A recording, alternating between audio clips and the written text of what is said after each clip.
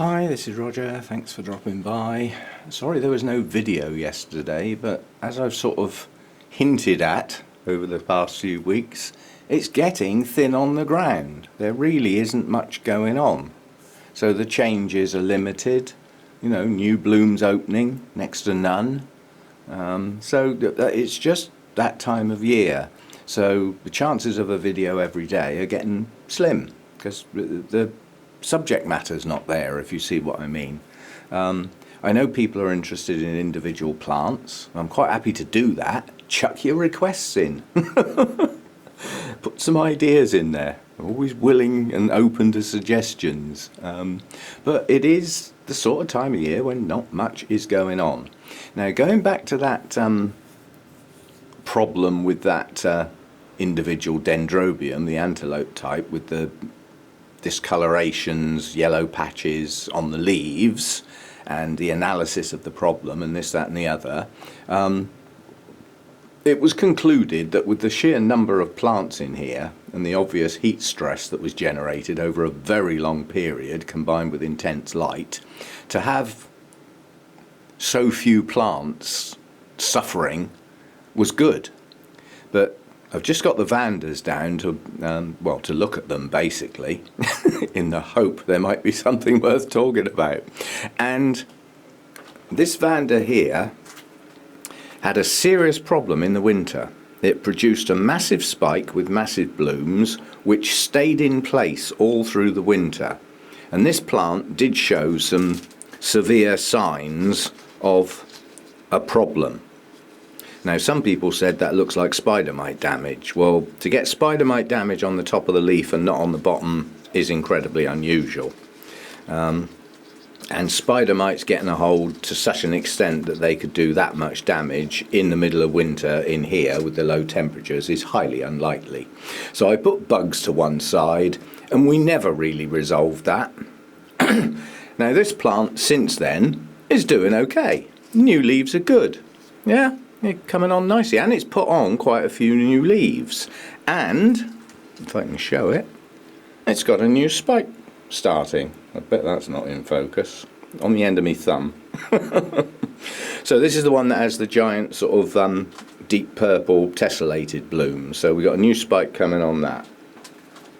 Now this one here is the one that has equally large blooms that are basically white with a deep purple lip. These leaves are pale. Yeah, then they are pale, and they're again paler towards the base. So, and I've got a few marks on this. That's me knocking it about, I believe. Where it goes, it gets knocked on the wire as I put it back up, having got it down. But somewhere, yes, right down in there, which the camera probably can't see, is a new spike. So we have a new spike coming on this one as well. Now this one is the one that has the bright orange flowers. These have all bloomed this year. The hooks and roots get tangled up on these things, they're so big. Now this one is showing exactly the same signs of the same problem as that dendrobium. It's yellow patching. Yeah, and again, I'm not going to put that down to bugs. Quite honestly, with Vanda leaves, they are so thick and fleshy, apart from tiny little new growths like this, which are a little bit softer, but nonetheless still pretty firm. Bugs can't do much harm to the leaves on Vandas, quite honestly. And the only sort of things that can leave blobs on leaves, really, are scale, and there ain't none. So, this one's now got exactly the same problem. Now this will have developed over a period of time. This is not like a very fast acting thing. So this could go down to, whatever the conclusion was on the other one. Now I believe this one suffered from cold in the winter. Yeah? So maybe, these are all complex hybrids of some description. So I dropped my temperature quite a bit more during last winter for the first time. Now this one looked like it might have suffered a bit too much in the cold. This one and this one did okay in the cold. but maybe this one that is primarily, this was probably an ascascenda. But basically that's a cross between a Vanda and an ascascendum or something or other, which have virtually all been reclassified as Vandas, so they're just Vandas now anyway. But quite a few of those have been hybridized to tolerate cooler conditions. Yeah, so they're more suited to a less tropical climate and can cope with the cooler temperatures in the winter and slightly less light. Yeah, and quite honestly, this is the only one that's ever had 3 spikes at once. I mean, this is a real floriferous one. You can see all the spikes up the trunk. So maybe this one had the same problem as the dendrobium, combination of too much heat and some feeding related problems. I'm not going to start going into that again. But again, we've got a spike coming on that one too. Yeah. So all 3 Vandas are now starting new spikes. How do I look after Vandas? Well, basically I don't. I know that sounds daft, but as orchids go, these are some of my easiest, simply because they're bare rooted. That does have some inherent problems, like the size, but that's what my bucket's for. And I had to get a much bigger bucket to accommodate great big strapping roots like this. To water this plant, let's get that, walk around holding that. That tray lives on there because I have actually caught the cats drinking out of that, so that's to stop the cats getting at the water in there. I mean, at the moment that's clean water because I had the RO unit on yesterday. But yeah, this plant now has to be watered sideways. Literally, I have to lean it on its side to get this set of roots in down this side of the plant, and then, you know, literally I have to turn the plant over. Oh, these hooks are a nuisance. To get that side in, because they stick out. Instead of dangling down nicely, like this one does, they stick out, and they're great big thick fleshy ones, and I don't want to break the tips off. So, you know, that one's a bit of a nuisance to water. And always will be, unless I cut the roots off, which I don't want to do, obviously. So anyway, that's my 3 Vandas. As far as looking after them is concerned, that great empty hole up there with the wire, that's where they live, because that's my brightest light. Yeah? So, and I haven't really got many alternatives as to where they can live. They've always lived there. Some other plants have actually been up on that wire in the past, but at the moment the Vandas have grown big enough that they occupy that space. So that's where they live. They get very good light up there, quite intense at times, which may be what this is. And to water them, they just go in the bucket. I mean, it literally is. Maintaining the bucket is the only difficult bit. That just gets flopped in there like that, and that's it. I'm just giving that a slosh around because effectively that's clean water. So I'll give it a slosh, so any residual feed or anything on those roots will now get a good soaking, and then I'll slosh it around again. So effectively, once I hang that back up, those roots are clean and they've had a flush effectively, and that's it. Under normal circumstances, I would put my feed in that bucket, yeah, and each time they get watered, which during a hot spell would be every single day without fail. Well, now our heat has gone, although yesterday was a warm day, I've gone back to every other day because my humidity in here is always high. I mean, we're up at 85%. That's good humidity. So the need to water them every day in the UK isn't really there unless the weather is exceptionally warm, in which case they could start to dehydrate by going 2 days. So for some parts of the year, but not much, every day. For the rest of the sort of late spring into autumn, every other day if it's not hot. And during the winter, they'll go 3 or even 4 days in between waterings because the day lengths are so short they're not growing. If they're not growing, they don't need so much at the root end. So they're very easy. That'll sit in there probably I would say at least 10 minutes. The maximum time it's going to be in there, in some cases, being a bit forgetful, is overnight into the next day, worst case scenario, because I forgot. I've often watered, and the last things are always the Vandas under normal circumstances. And the last one goes in there, and I go off and start doing other things and just forget. It stays in there all night. Doesn't do it any harm. I don't see any roots failing or leaves bursting at the seams because they're too hydrated. So yeah, it'll stay in there probably a minimum of 10 minutes, and under normal circumstances a max of about 20 minutes, because I want to get all three of them done. They're not the only things that go in the bucket. Other Vandaceous types. There's my Rhyncorides Bangkok Sunset, which this year, for the first time since I got it, has decided to grow some flipping roots at long last. There's still no sign of a spike on that one though. Maybe later in the year, now that it's grown a reasonable root system, maybe this one will get going. But it's grown a lot of new leaves since I got it. It was a very small plant. So it's growing on well, but as yet, no blooms. And this one you need to watch if you ever get this one, Bangkok Sunset. If I put that up with the other Vandas, it would burn. This one does not like that level of light. And it is said that if you can see some little purple spots on the leaves, it's just about getting enough light. If they start turning a deeper purple, you're probably overdoing it. And obviously if they're a deep glossy green, it's not getting enough light. But under normal circumstances, that one does not like as much light as your normal Vandas. So that one literally lives here somewhere where it's not in my way. In fact, it normally lives just there. Yeah, but things do get moved around as I'm watering. So that one is in a lower light area than the others.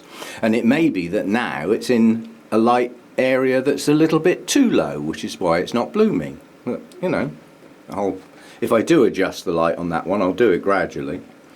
My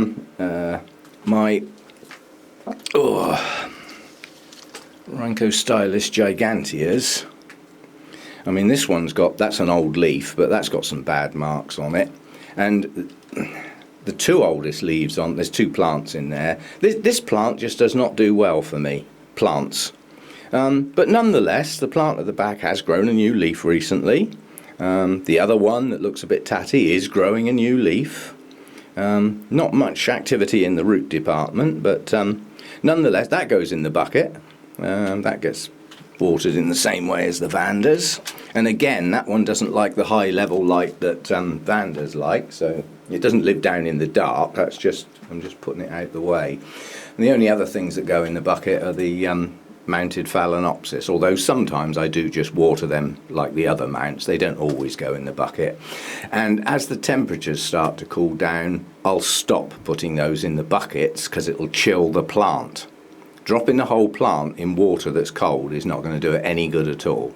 Yeah, so I'll need to adjust the way I water those. So that's the Vanda-y type stuff. Vandas are said to be high feeders. Yeah, I will debate it. I can't prove it one way or the other. But if you look at a plant that big, once its leaves are fully grown, all that the plant needs to do is maintain them. Yeah. A lot of the energy from a plant goes into producing new stuff, new roots, new leaves. Well, this one has chucked out an awful lot of new roots. So there's energy going, the plant's using energy, and it's produced quite a few new leaves. I think from this year we're starting here, so there, and another one coming up the middle. Yeah, and now it's going to produce a spike. So maybe they are high feeders, simply because they're always doing something in ideal circumstances. My Vandas are going to slow down to next to no growth at all in the winter, and some of these root tips may even close over. They'll shoot out again the following year when their conditions get better, but they do slow right down. They don't get the light in the winter that they need.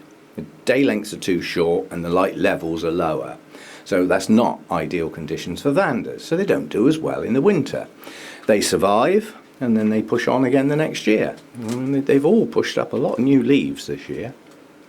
So that's the buckety types. Oh, and I thought I'd do a zoom in on that.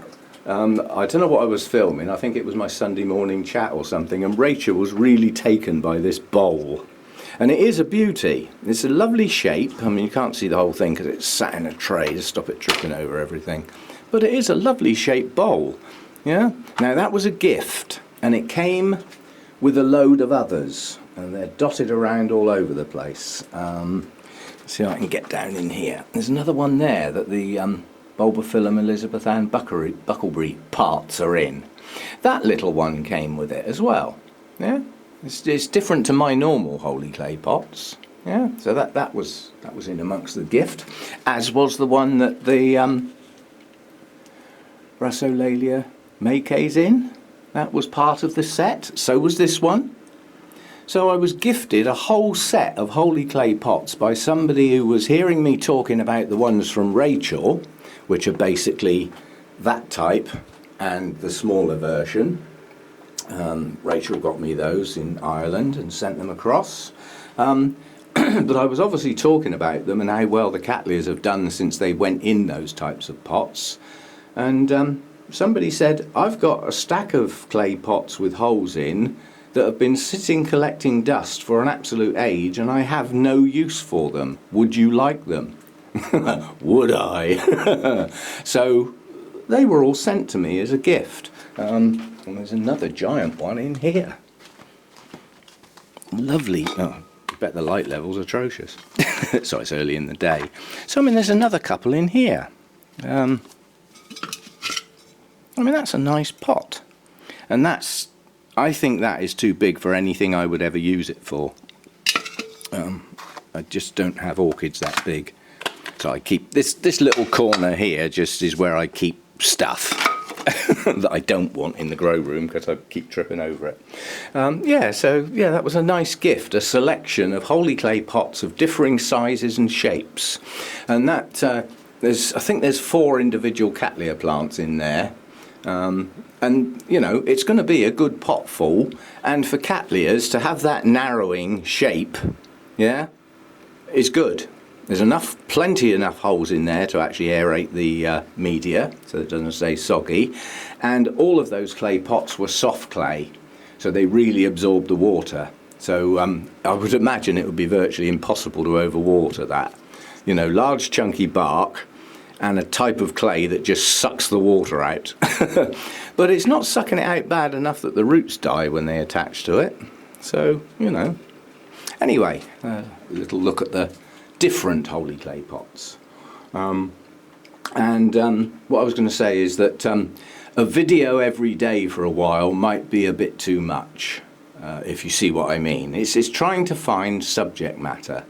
Now, the spotlight that I did on something, I forget. I mean, I certainly did Dendrobium senile, and I did something else recently. Those type of videos I can pick up on any time. But I haven't got many. I've got a lot of different types of orchids, but in amongst them, in some cases, there's only one. So instead of doing like a spotlight on a genus, it would have to be on one plant because I've only got one or I've only got a couple. So, you know, it's not always easy. The Cattleyas were easy to have a chat about because I have got quite a lot.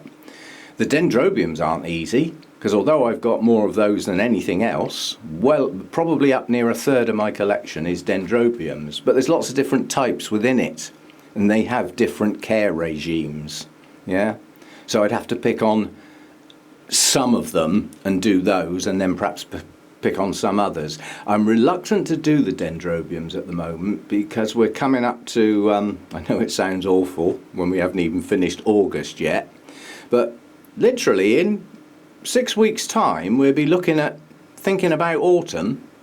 That's not that far away, and the Dendrobiums will get an awful lot of extra videos and talks about them as we come into autumn, and their care regime for some of them changes quite dramatically. So we're getting to... Oh, Sherry Baby's just opened. Whee! Chocolate smell. mean, it's not a brilliant spike, but it's a spike. Yeah, it didn't branch very well, that one. Again, that, you know, the bulb matured and tried to produce that spike in that heat. So I can understand it being a bit short on resources. Just dried out too much in the gaps, I expect. Me not keeping up. And that is an enormous fat mealybug. Was. Right, back to the fumigation. It's not working. I believe it's done the spider mites in, if I had any, and there have been a few signs lurking, but not like major outbreaks ripping plants to shreds.